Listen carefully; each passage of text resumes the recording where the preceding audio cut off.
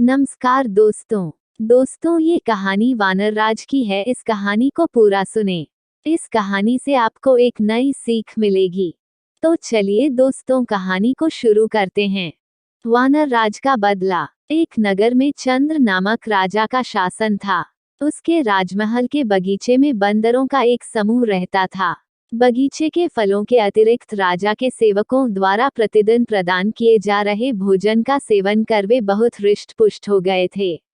बंदरों का सरदार वानर राज एक बूढ़ा बंदर था, जो अति बुद्धिमान था। समय समय पर वह अपना परामर्श बंदरों के समूह को दिया करता था। राजमहल में 2 भेड़ें भी रहती थीं। राजा के पुत्र उनके साथ खेला करते थे। 2 भेड़ों में से एक भेड़ बहुत चटोरी थी। जब मन करता, वह रसोई घर में घुस जाती और वहां खाने की जो भी चीजें पाती, खा जाती। रसोइया भेड़ की इस हरकत पर बहुत क्रोधित होता और जो हाथ में आता, वो वस्तु फेंककर उसे मारता। एक दिन वानरराज ने रसोइये को भेड़ को एक बर्तन फेंककर मारते हुए देखा। वह सोचने लगा, कहीं रसोइये और भेड़ की यह तानातानी बंदरों के विनाश का कारण न बन जाए। ये चटोरी भेड़ तो खाने के लोभ में यदा कदा रसोई घर में जाती रहेगी। यदि किसी दिन क्रोधवश रसोइये ने चूल्हे की जलती हुई लकड़ी उस पर फेंक दी, तो अनर्थ हो जाएगा। भेड़ का ऊन से ढका शरीर आग पकड़ लेगा। भागते हुए भेड़ अस्तबल पहुंच गई, तो सूखी घास से भरा अस्तबल धधक उठेगा।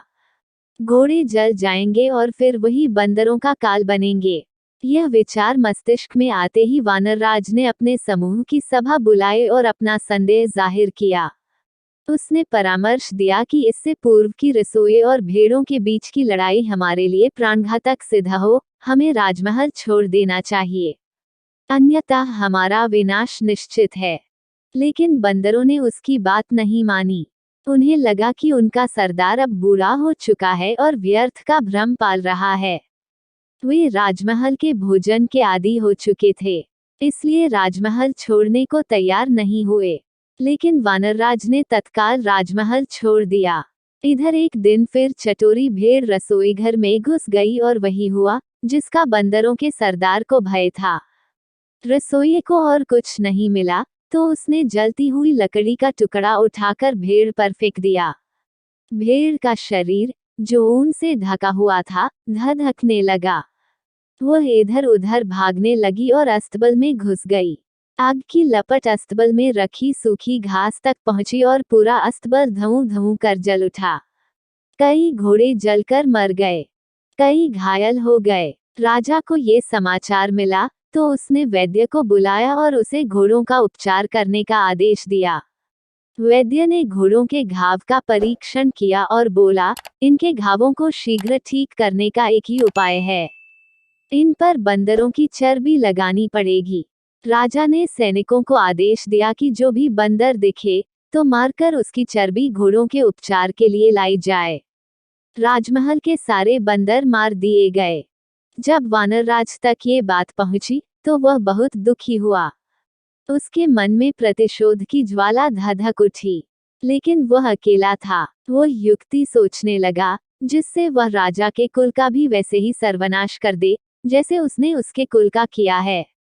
एक दिन वह पानी पीने एक झील के पास गया।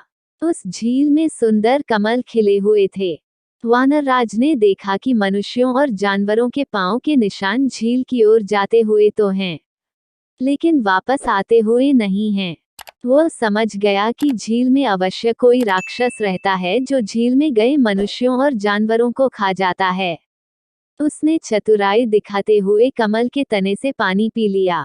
जब झील में रहने वाले राक्षस ने ये देखा, तो झील से बाहर आ गया। उसने कई आभूषण पहने हुए थे। वह वानरराज से बोला, जो भी झील में आता है, मैं उसे खा जाता हूँ। लेकिन तुम तो चतुर निकले। मैं तुम्हारी चतुराई देख प्रसन्न हूँ। मांगो, क्या मांगते हो? वानरराज बोला, एक राजा ने मेरे संपूर्ण वंश का नाश कर दिया है। मैं उससे प्रतिशोध लेना चाहता हूँ। आप मेरी सहायता करें, मुझे अपना कंठहार दे दे। मैं आपको वचन देता हूँ कि मैं आपके आहार के लिए राजा और उसके सैनिकों को इस झील में लाऊंगा। राक्षस ने वानरराज को कंठहार दे दिया। वो हार पहनकर बंदरों के सरदार राजा के नगर पहुंचा। वो वहां एक पेड़ से दूसरे पेड़ पर झूलने लगा। जिसकी भी दृष्टि उस पर पड़ती, वह कंठहार देखकर दंग रह जाता। राजा के सैनिकों की दृष्टि भी उस पर पड़ी और वे उसे पकड़कर राजा के समक्ष ले गए। राजा ने उससे पूछा, तुम्हें ये कीमती कंठहार कहाँ से प्राप्त हुआ? वानरराज ने उत्तर दिया, महाराज, यह हार मुझे समृद्धि के देवता द्वारा प्रदान किया गया है। वह जंगल के बीचों बीच स्थित एक झील में निवास करते हैं। जब सूर्य आधा उदय हुआ होता है, उस समय जो व्यक्ति उस झील में डुबकी लगा ले, तो उसे समृद्धि के देवता का आशीर्वाद और कंठहार प्राप्त होता है। राजा उसकी बातों में आ गया। वह अपनी पत्नी और पूरे परिवार सहित उस झील में डुबकी लगाने तैयार हो गया। वानरराज ने कहा, कल सुबह की मंगल बेला में पधारिए। लोभ में अंधा हो चुका राजा अगली सुबह अपनी पत्नी, पुत्र, परिवारजन, मंत्रियों और सेवकों सहित झील पहुंचा। वानरराज भी उनके साथ था। वह बोला, महाराज, सबको अलग अलग स्थानों से झील में उतरना होगा। सबके जाने के बाद आप अंत में झील में उतरिए। राजा की पत्नी, पुत्र, परिवारजन, मंत्री, सेवक सभी अलग अलग स्थानों से झील में उतर गए और राक्षस द्वारा खा लिए गए। बहुत देर तक जब कोई बाहर नहीं आया, तो राजा ने चिंतित होकर पूछा, हे वानरराज, मेरे पत्नी, पुत्र, परिवारजन, मंत्री और सेवक बाहर क्यों नहीं आ रहे हैं? तब वानरराज एक पेड़ के ऊपर चढ़ गया और राजा से बोला, अरे दुष्ट, तुम्हारा समस्त परिवार, मंत्री और सेवक राक्षस द्वारा खा लिए गए हैं। तुमने मेरे परिवार को मौत के घाट उतारा था। आज मैंने उसका प्रतिशोध ले लिया है। तो दोस्तों, ये रही वानरराज की कहानी। दोस्तों, इस कहानी से हमें ये सीख मिलती है कि बुरा करोगे तो बुरा फल ही पाओगे, इसलिए हमें बुरा नहीं करना चाहिए। तो दोस्तों, ये कहानी आपको कैसी लगी हमें नीचे कमेंट बॉक्स में जरूर बताएं। अगर आप हमारे चैनल में नए हैं तो हमारे चैनल को सब्सक्राइब करें और बेल आइकन ऑन कर लें। धन्यवाद।